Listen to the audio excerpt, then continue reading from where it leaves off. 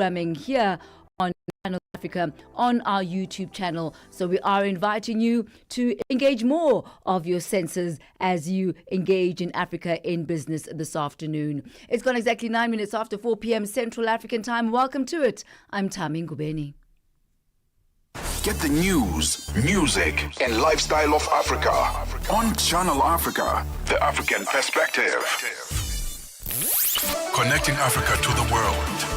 Africa in Business with Thami Ngubeni brings you the latest insights on Africa's economy. We begin here this afternoon with South Africa's Deputy President Paul Mashatile, who has vowed to put strong anti-corruption measures in place to safeguard the proposed transformation fund.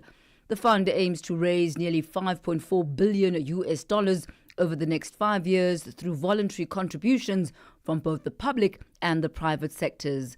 The Deputy President, Paul Mashatile, says collaboration between the public and private sectors is key to tackling South Africa's economic challenges. Channel Africa's business reporter, Innocent Samosa, has more.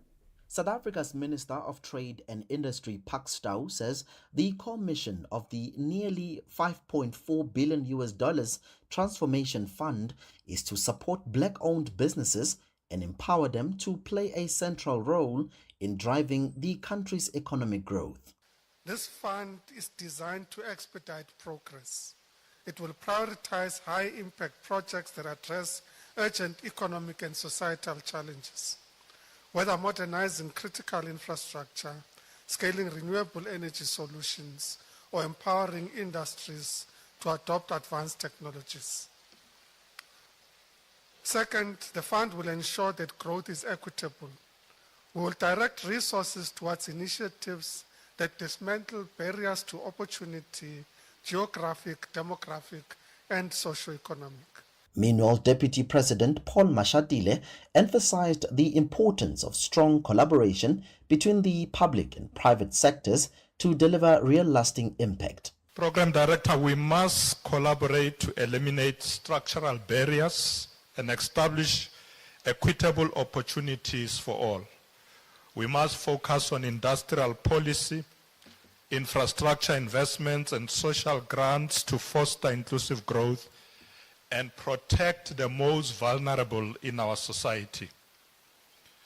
Regardless of the challenges that persist, we have, through our democratic dispensation, traversed the journey of economic redress together, knowing the significance of inclusive development and growth for South Africa's economy. Mineral Resources and Energy Minister Gwede Mantashe also weighed in, reflecting on the need for deeper transformation within the mining sector.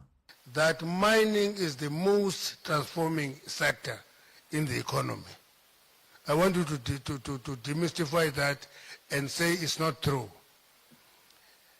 It is a sector where women were not allowed to work. Okay. Women were not allowed until something dramatic happened and they were employed. Today, about 76,000 miners are female. That is transformation. Number two, in a research we conducted 3 years ago, we discovered that all major mining companies do not have less than 50% of black managers at all levels.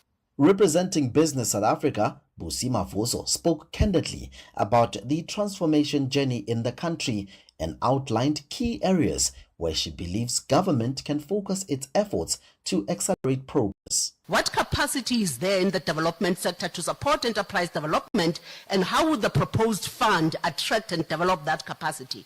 Why have other public sector efforts faced constraints, and how will the fund be different? What forms of funding will the fund provide across equity and debt? What would be the target returns or loss ratios of such funding instruments? What risk management approach would the fund deploy, and what resources would it require to ensure appropriate risk management? What sectors, development stage, and geographies would it target? How would funders be able to direct their contributions to these targets? I think we shouldn't fall foul of being excited about numbers. 100 billion rands looks like a very attractive number, but what are we hoping to achieve with it? What are we solving for? It's clear that transformation remains a central theme in South Africa's economic agenda, and while bold funding commitments are being made, all eyes will be on how they are implemented. For Channel Africa News, I am Innocent Samos in Pretoria. Connecting Africa to the world. Africa in Business with Thami Ngubeni brings you the latest insights on Africa's economy. It is exactly 15 minutes after 4 p.m. Central African time as we turn our attention now to Nigeria, where the Ministry of Power has urged consumers to prepare for an increase in electricity tariffs. This comes after the government cut electricity subsidies by 35% through a targeted increase in tariffs for heavier users. The subsidy cut is part of the country's broader reform strategy to attract investors to its power sector. For more on this, we are joined this afternoon by our correspondent in Nigeria, Jonathan James Mliamgom. A very good afternoon to you, Jonathan. Good to be talking to you once again. Welcome. Good afternoon, Thami. How are you? I'm awesome, thank you. But obviously lots of challenges taking place in Nigeria. Not so long ago, we were talking about issues of inflation. We were talking about gas. We were talking about affordability of food. And now we're talking about power. You will remember that there was a tariff hike in 2024, which targeted households as well as businesses. How are these proposed tariff hikes different from the ones which were already introduced? You know, Thami, the general spirit by which the news is generally greeted here is one that leaves the famous phrase of if it's not one thing, then it's another.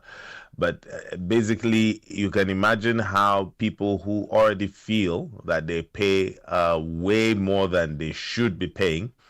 And then, so there's the problem of paying what is considered to be exorbitant by the populace.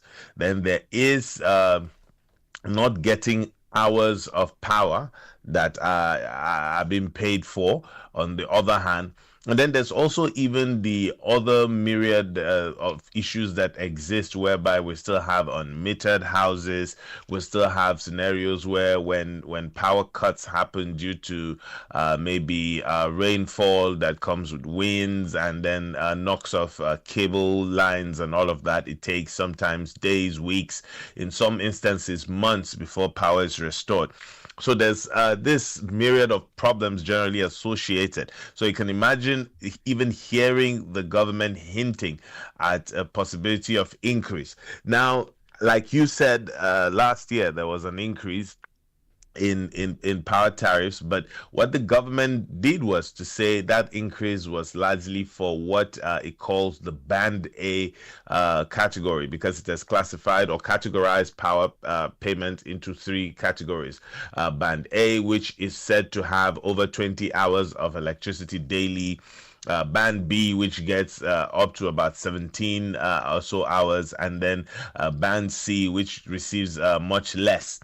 But all in all, what has also further infuriated a lot of people I've spoken with and the news that I've monitored from different concerned groups expressing their opinions, especially following a research that has also been conducted by a leading Nigerian business newspaper called Business Day. People have expressed different opinions. One of the opinions that people have expressed is the fact that there are so many issues that government needs to fix. They keep saying that they're increasing tariffs so that they make the sector attractive for investors.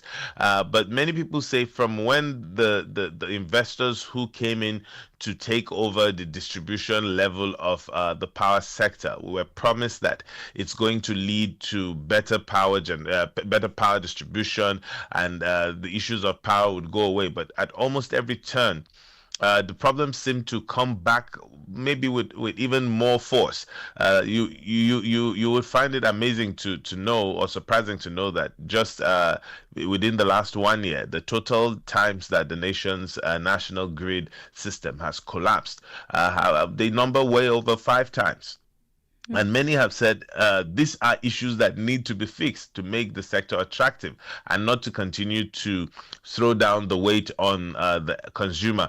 However, Nigeria's Minister of Power, Minister Adelabu, says that Nigerians should know that they can no longer continue to enjoy what he terms as an unrealistic cost, that it's time that Nigerians should wake up to the fact that there would be the real reflective cost of power that will be borne.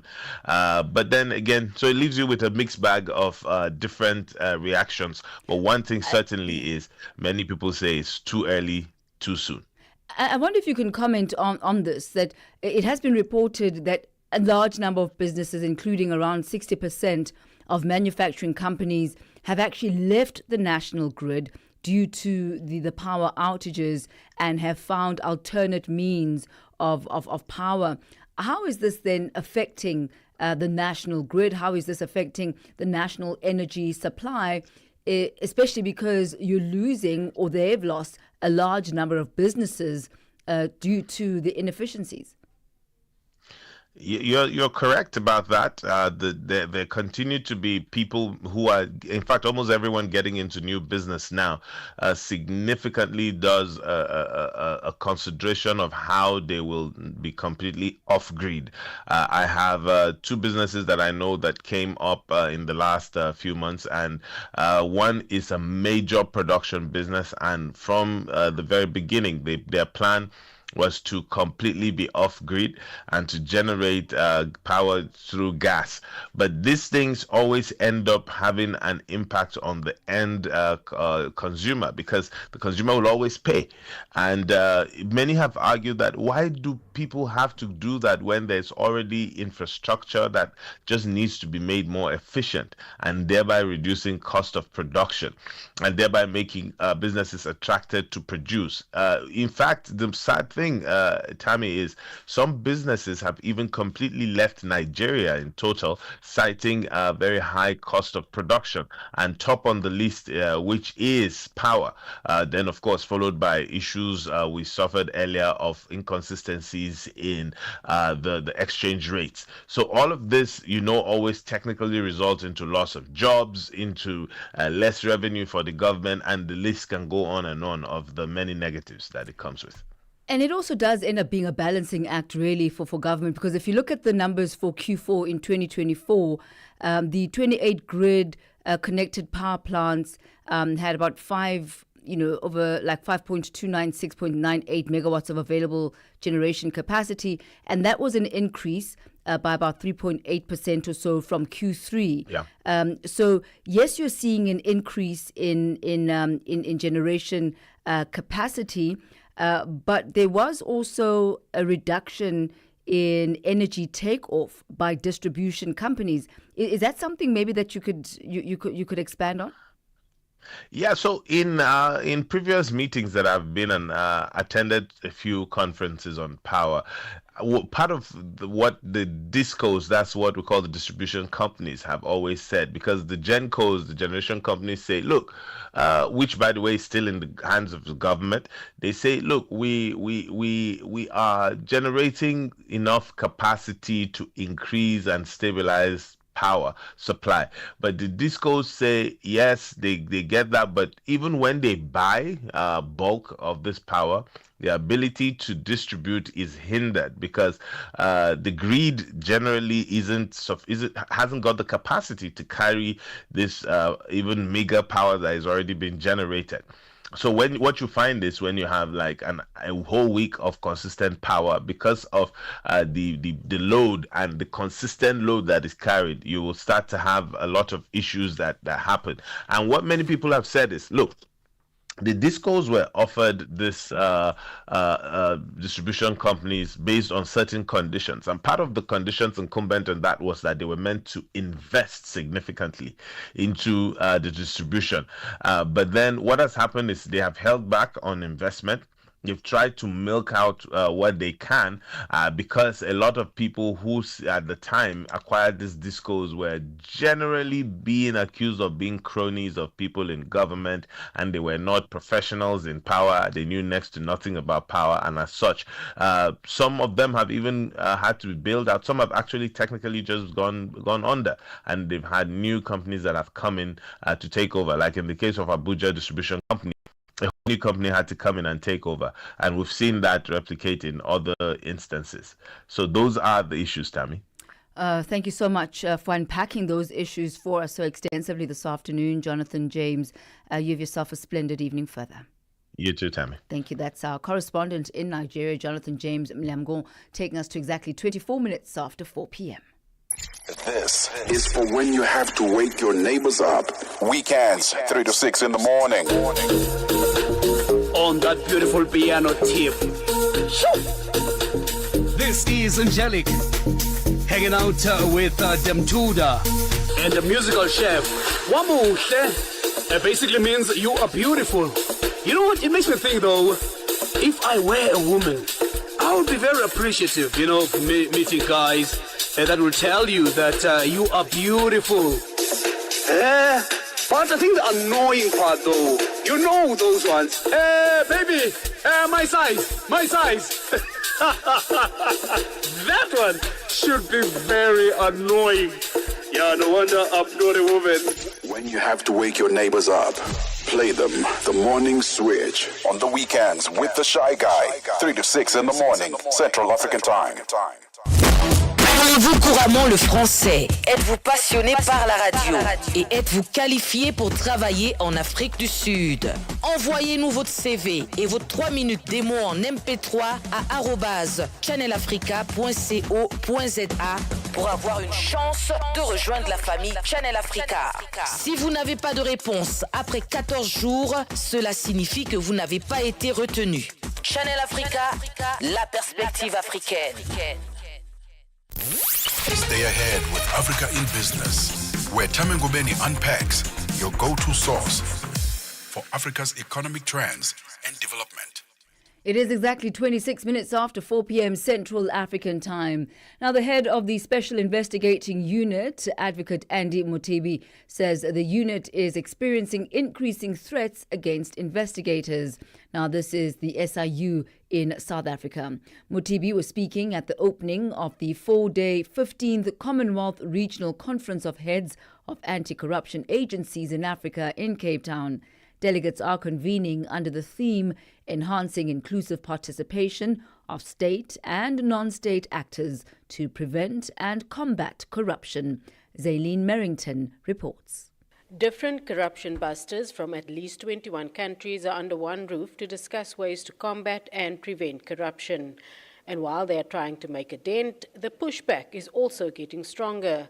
Motibi says the SIU is often served with court papers in an effort to get them to drop an investigation, and in other situations, the threat becomes more severe. In other instances, it can really be almost deadly. We have experienced it in the lottery investigations where our investigators were actually receiving threats, and we had to make sure that we arrange protection. We have seen it in our investigations, in the Fort Hare investigations. Our investigators were threatened. The SIU has officially launched its academy. Motibi says it's been expanded to strengthen the unit and several government institutions. The academy focuses on anti-corruption training programs. We really just singling out cyber because we know that the corrupt really use the cyberspace to commit corruption, right? So we want to make sure that from a cyber perspective, we strengthen the capacity of our investigators, of our institutions. So from a training perspective, we open the training to South Africa, government state institutions, including state-owned entities, law enforcement.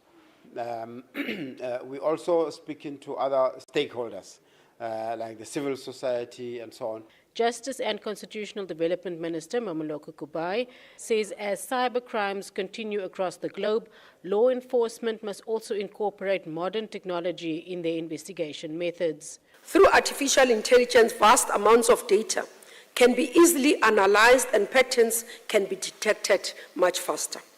By using sophisticated algorithms, AI systems are trained to identify and recognize patterns of suspicious spending, detect sudden shifts in financial behavior, and highlight inconsistent behavior that may indicate bribery, fraud, or money laundering. The four-day conference will also be addressed by former Chief Justice Raymond Zondo and Public Protector Koleka Kaleka. Zelene Merrington, Cape Town. Africa in Business on Channel Africa. It has gone exactly 4:30 p.m. Central African time as we head over now to the markets desk where Thabiso Lehoko is standing by with your latest market indicators. Business news on Channel Africa. The African perspective. Thanks, Tammy, and good afternoon. In South Africa, the dollar will cost you 18 rands 35. Botswana, 13 pula 15, Namibia 18 Namibian dollars 35, and in Zambia, it is trading at 27 kwacha 78 to the US dollar. In Kenya, the dollar is trading at 128 shilling 289. In Ethiopia, 131 birr 57. Uganda, 3,000 shillings 642, and in Tanzania, it is trading at 2,000 shillings 695. $1 US in Nigeria is trading at 1,000 naira 603. In Egypt, 50 Egyptian pound 734. Tunisia, 2 dinar 984. And in Algeria, the dollar will cost you 131 dinar 676. The Moroccan dirham is at 9125 to the US dollar. In Angola, the dollar is trading at 912 kwanza, while the Congolese franc is at 2,851. Commodities markets now. Gold is trading at $3,312. Platinum at $964 per ounce. Brent crude oil is at $60.44 a barrel. For Channel Africa Business in Johannesburg, I'm Thabiso Lehoko with your markets update. Sports on Channel Africa. The African perspective. And in our business of sport, we begin with athletics. Kenyan runner Flix Kirui dominated the Durban International Marathon, crossing the finish line in 2 hours, 10 minutes and 45 seconds to claim a whopping $4,000 prize money. Zimbabwe's Godwin Kataruraku followed closely in second place with a time of 2 hours, 11.02 seconds, earning $2,000. Although Kataruraku finished second, he also triumphed in the Southern Region Marathon Championship, which was part of the Durban International Marathon. Zimbabwe's Blessing Wyson secured third place, and while Tumelo Motlhale became the first South African to finish taking fourth in 2 hours, 12.42 seconds. Despite strong efforts, local runners struggled to match the pace of the Kenyan and Ethiopian competitors on the day. And Discovery founder and chief executive Adrian Gore has completed the London Marathon at 60, describing the experience as humbling and energizing. Under Gore's leadership, Discovery has become a global leader in wellness behavioral change through its integration with health and insurance. Gore says preparation matters more than singular events. While significant, the marathon represents only a small portion of training journey that spans months. This illustrates Vitality's focus on sustained commitment over time. No magic solutions, quick fixes, just consistent progress that builds healthy, lasting habits. He started mornings at 4:30 in the morning, achieve an average of 90 minutes of training every day. He says preparation was very disciplined and methodical, the behavioral effect of an online coach who didn't waver or vary. He further says that what he loves about running, you don't need much to get going, and with coaching becoming increasingly virtual, it's accessible to all. Today, the company is the largest medical scheme in South Africa, covering approximately 2.8 million people. The group has more than 13,000 employees and expanded its international reach to 41 markets globally.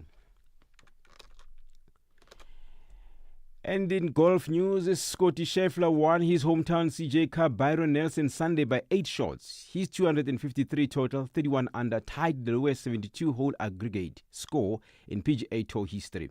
He earned $1.7 million from the $9.9 million purse. Runner-up Eric van Rooyen took home $1.79,000.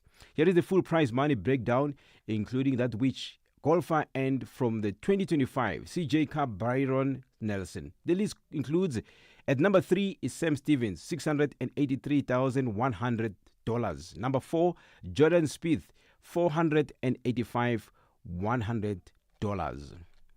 And on to motor racing. Southern African Endurance Series SAES have appointed Liema Letlaka as the acting chief executive officer following the recent suspension of Wayne Riddle. Letlaka believes motorsport can grow in Africa and appeals to the corporate world to invest in the sports across the continent. Asked about its entails for motorsport in Africa to be a sustainable business, Letlaka had this to say. The state of motorsport in Africa could be better. I would like it to be better. I mean, we have one of the most beautiful tracks.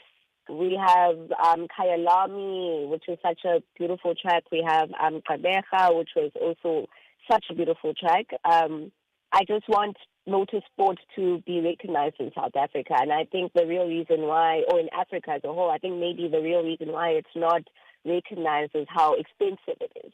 And that's when I would like to appeal to corporates and let them know that we're open for help and would like the help to bridge that gap and show them that it is possible, you know, to have such a prestige sport be so important to us as well. Having corporates would definitely help a huge lot to motorsport or SAES.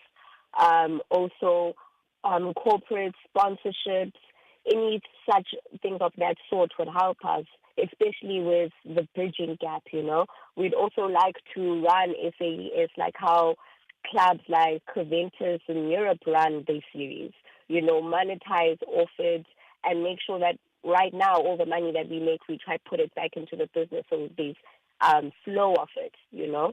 But definitely we want to run it eventually like how the Europeans run their series and how they monetize it, you know. But yeah, corporates would definitely make a difference. For any sports stories you'd like to share with us, please send an email to newsroom@channelafrica.co.za or call us on +2711 714 4459. This is Channel Africa Sport with me, Figile Lingwati. Sports on Channel Africa. The African perspective. From markets to innovation, Africa in Business with Thami Ngubeni covers it all. With Africa's future in focus, Channel Africa, the African perspective. It is exactly 4:37 Central African time as we turn our focus now to Zambia and Zimbabwe. These two countries are stepping up their efforts to attract investment for the long-stalled $5 billion Batoka Gorge hydropower project that's aimed at stabilizing energy supply while mitigating climate risks. It has been reported that the construction of the Batoka Gorge hydropower project was originally supposed to begin in the year 2020, but you will remember that that was around the time of COVID, and that put a damper on those plans. The question we ask this afternoon is, are they still experiencing challenges in securing financing, and where in the process is this development project? To give us greater perspective, we're joined this afternoon by economist Yusuf Dodia. A very good afternoon, Yusuf. Welcome to Africa in Business. Very good afternoon to you, and thanks. It's good to be with you. So perhaps let's start with an update of where this project actually is. 2020 is when it was supposed to begin, but COVID-19 put a whole spanner in the works regarding that. Where are they now with regards to its development? Well, firstly, we must go back to where the idea came from. This is more than 10 or 15 years ago. Zambia and Zimbabwe were doing some analysis and assessment of the possibility of developing joint hydropower stations. As you are aware, Zambia and Zimbabwe share the Zambezi River for at least 600 to 700 kilometers of our borderline.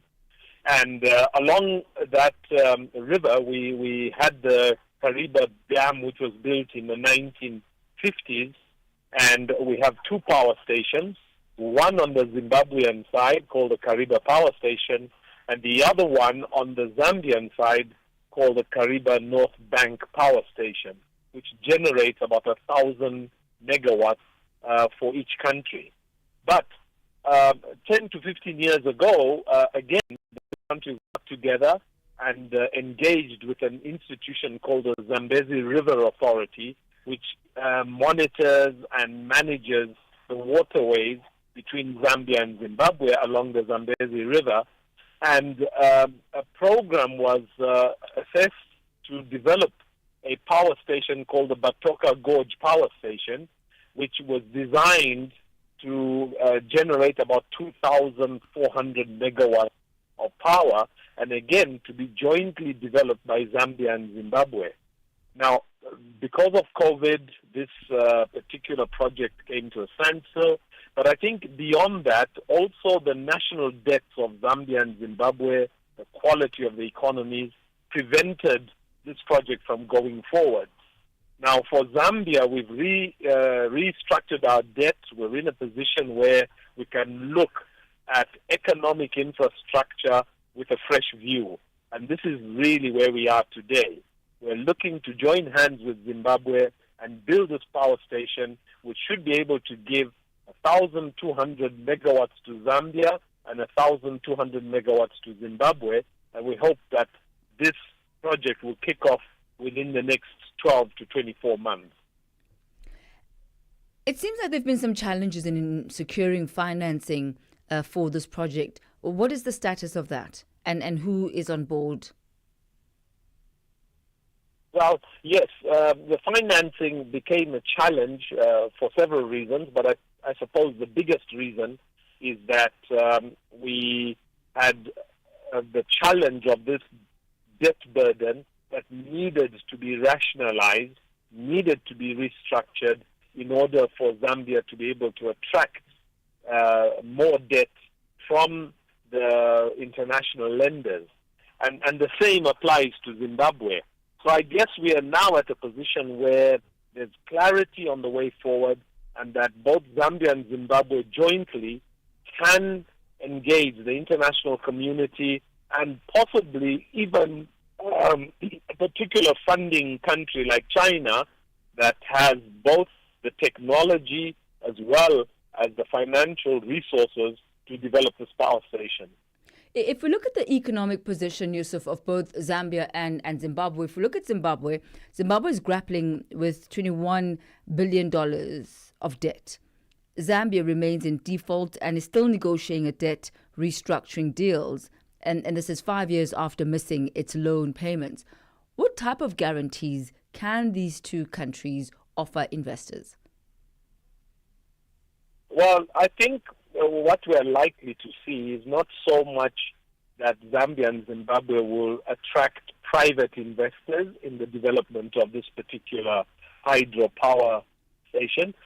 They're more likely to attract support from specific countries and maybe multilateral financial institutions like the World Bank, the Africa Development Bank, and then, of course, like I said, the Chinese through the Chinese Exim Development Bank.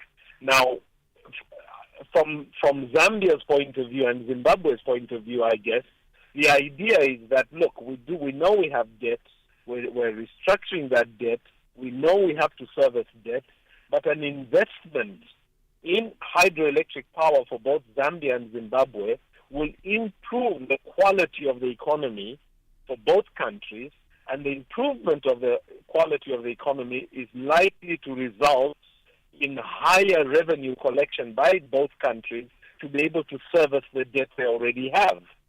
So it's a little bit like, when a bank sees a company that is struggling, they sometimes will give that company more money to be able to strengthen that company to be able to service the debt that they have with that bank.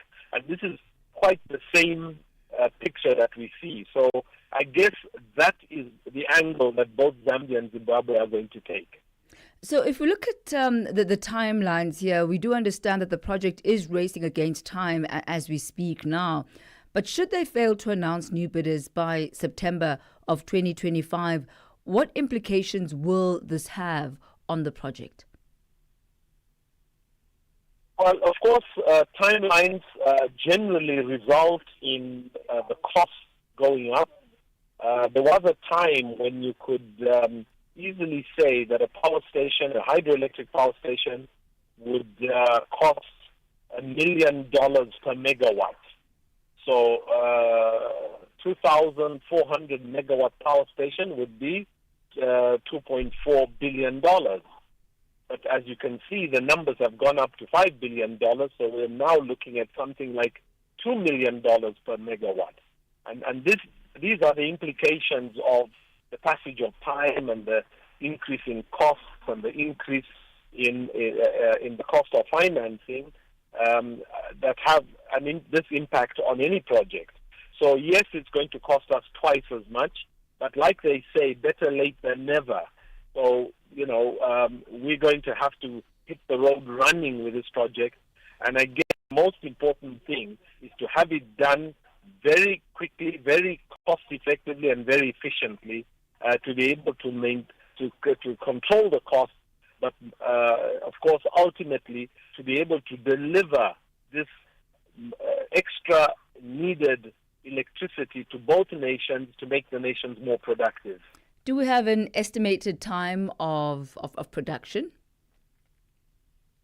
The cost of a power station like this, the time that it takes to build a power station like this generally runs between 24 and 36 months, so 2 to 3 years. A lot of it depends on when you sign off. So if we sign off for this power station in the course of 2025, then we're looking at 2026, 2027. We expect to get electricity increase production at the end of 2027 or in the middle of 2028. Yusuf Dodia, thank you so much for putting that into perspective for us this afternoon. An update on the $5 billion Batoka Gorge hydropower project between Zambia and Zimbabwe. We thank you very much for your insight. It's been my pleasure. Thank you very much. Thank you. That's economist Yusuf Dodia, who takes us to exactly 4:46. In just a moment, we turn our attention to South Africa, where Total Energies and the South African government have once again been dragged to court. We are on OpenView's audio bouquet. Channel 628. Africa in Business. Africa in Business delivers key insights and real-time updates on Africa's growing markets with Thami Ngubeni.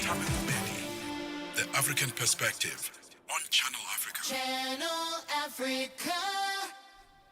Environmental groups Green Connection and Natural Justice are appearing before the Western Cape High Court in South Africa in a case against Total Energies and the South African government. This is over offshore oil and gas exploration along the country's southern coastline. Now, the two organizations said that the government's decision-making process in granting the environmental authorization was flawed, was rushed, and failed to uphold constitutional and environmental obligations. The case has been set down for hearing from today to the 7th of May 2025. For more on this, we joined on the line by Liz McDade, strategic lead at the Green Connection. A very good afternoon to you, Liz. Welcome to Africa in Business. Good afternoon to you.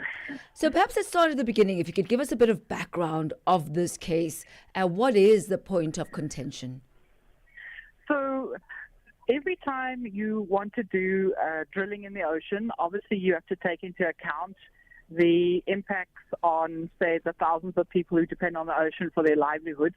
And if there was an oil spill, those livelihoods would be really negatively impacted. So you do an environmental authorization, and if it doesn't seem to be a really good one, then you have the right to appeal. and the minister would then decide if she agrees or if she believes that some of the process might have been flawed. And if you're not happy, you still you can go to the court. And unfortunately, this is where we have ended up, because we need to ensure that our law is working optimally and efficiently and effectively so as to protect both current generations and future generations. And this court case is one about the minister, in our view, not having information that was vital before she made the decision. And what is that vital information, Liz? So, there was quite a lot of it, but one of the aspects was, for example, an oil spill plan, which obviously, as, for example, fishers, the general public, you would like to know what are the mitigation measures that are going to be used, and it's all in a plan, and you can have a look at that plan and say, yeah, that sounds fine, or maybe it needs tweaking. But that plan was not before the minister. We never got a chance to look at it, and yet the decision was made that it looks sort of all right. That's one of those aspects. Or maybe in the interest of time, let's just maybe skip over that, because I want to talk about the opposition that you have to Total Energies filing a joiner application to include Shell as a party, and you've opposed that move. On what basis is Shell joining the case, and why are you against it? So this has been an unfolding thing, but very much at the last minute, Shell came into the case and said, we want to join because Total is leaving and we are taking over. But the problem was that in our investigations, it seems there might be some doubt as to whether the exploration right might have expired, and also that it's also unclear if Shell has the same mitigation measures and capacity to deal with the oil spill as Shell does, but we don't have any paperwork to show that.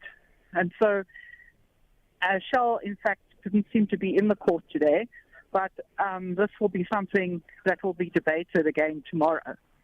All right. Well, thank you very much for the update, Liz. We certainly will be keeping abreast of the developments as and when they happen. It is going on until the 7th of May. We thank you for your time. Thanks very much. Thank you. That's Liz McDade. She's strategic lead at the Green Connection. She takes us to exactly 4:51. Stay ahead with Africa in Business, where Thami Ngubeni unpacks your go-to source for Africa's economic trends and development. It is that time of the day, as we do every single Monday, where we're joined by SABC Economics Editor Tshepo Mungwai. He takes us through what to look forward to in the coming week in the world of business on the African continent. Tshepo, good to have you with us once again. Welcome. Thank you very much, Thami, your new spot, and glad to have me. Yes, it's true. We actually haven't spoken since this new time slot. You've been very busy, haven't you, Tshepo?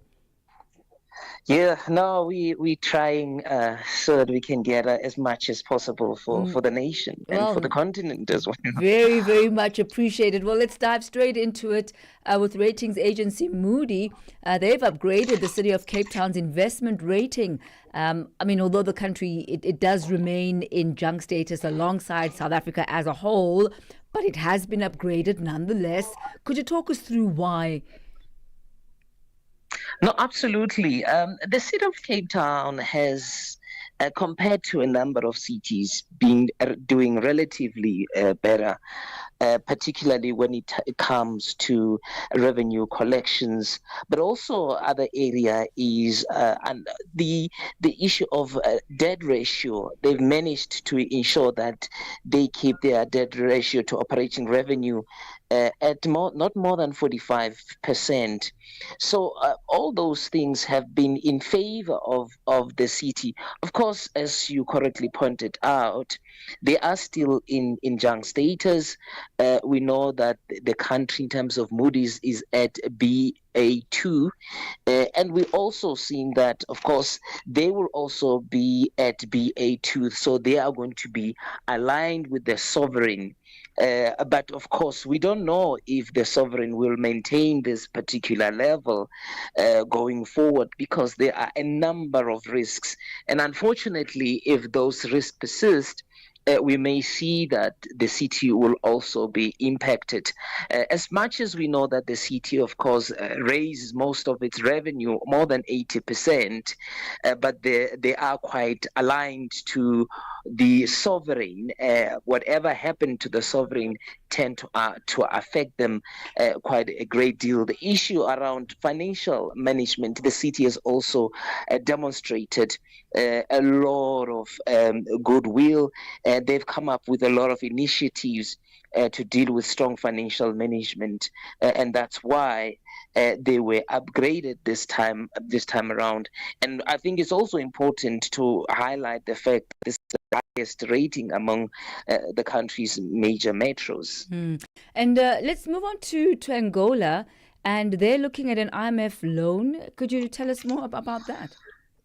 Yeah, Angola, we understand that this week the IMF delegates arrived in the city of Luanda with their briefcase to have the whole talks with the minister with their briefcase, of finance.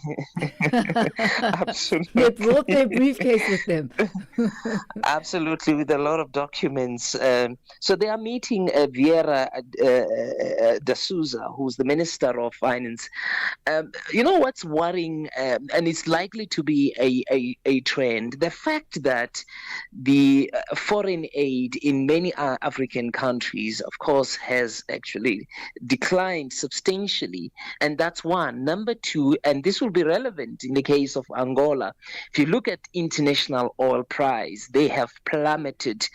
This morning they were trading around, the Brent crude oil was trading around $59 per barrel.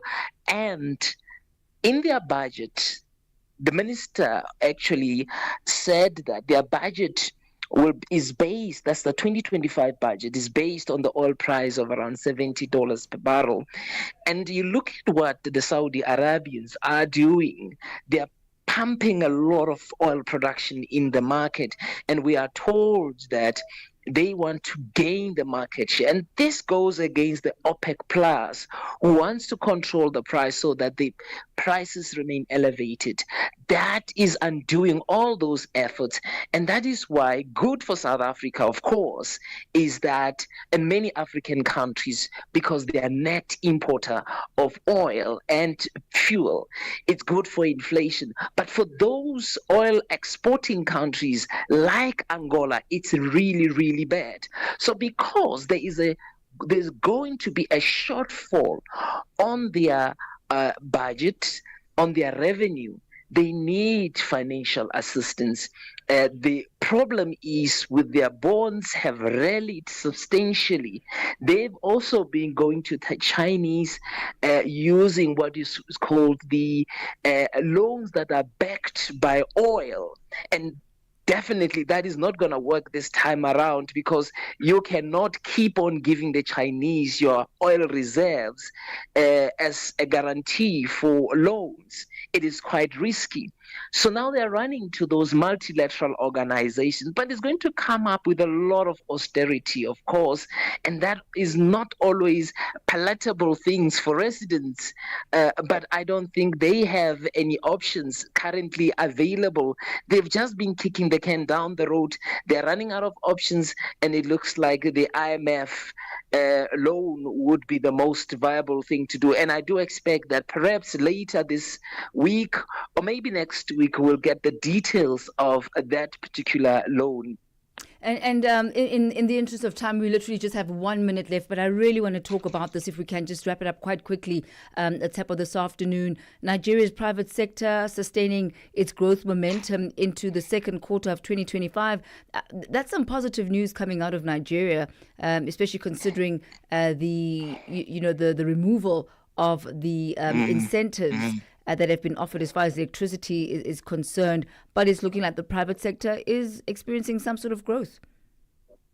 It does. I think comparatively, Nigeria's purchasing managers index have been in expansion for quite some time now. I think for the second quarter, it was 54.2.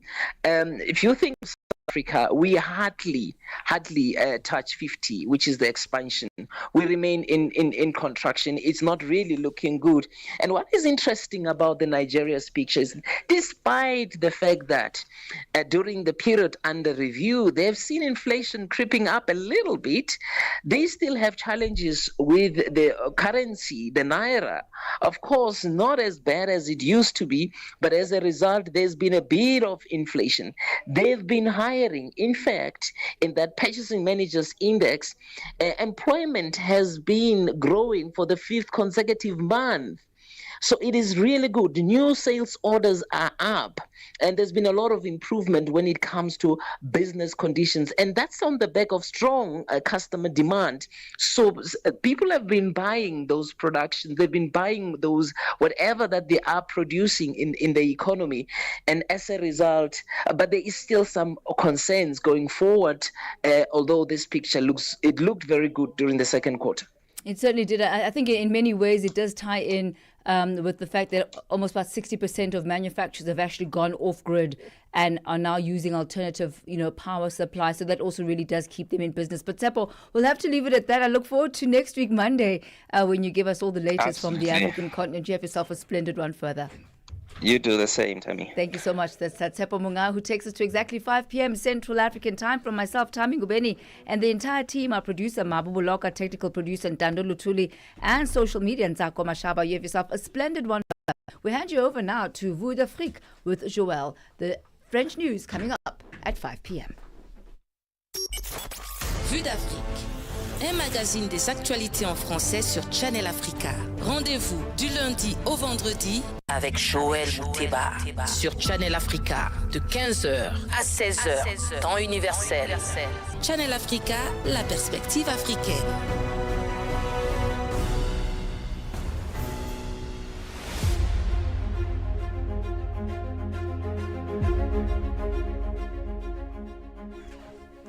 Bonjour à tous et bienvenue sur Canal Afrique, la perspective africaine de l'information qui émet depuis nos studios d'Auckland Park en Afrique du Sud.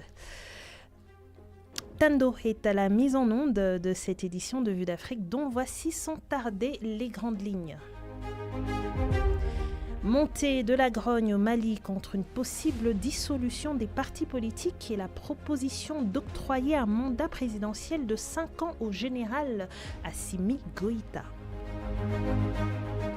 Au Congo-Brazzaville, l'ONG ARPA2DH fait part de ses inquiétudes au sujet de la manière dont des entreprises chinoises, notamment, exploitent le pétrole et les mines. Et enfin, pour les grands titres de ce soir, en République démocratique du Congo, l'Assemblée nationale et la Cour constitutionnelle à couteau tiré autour du procès d'un ex-premier ministre accusé de détournement des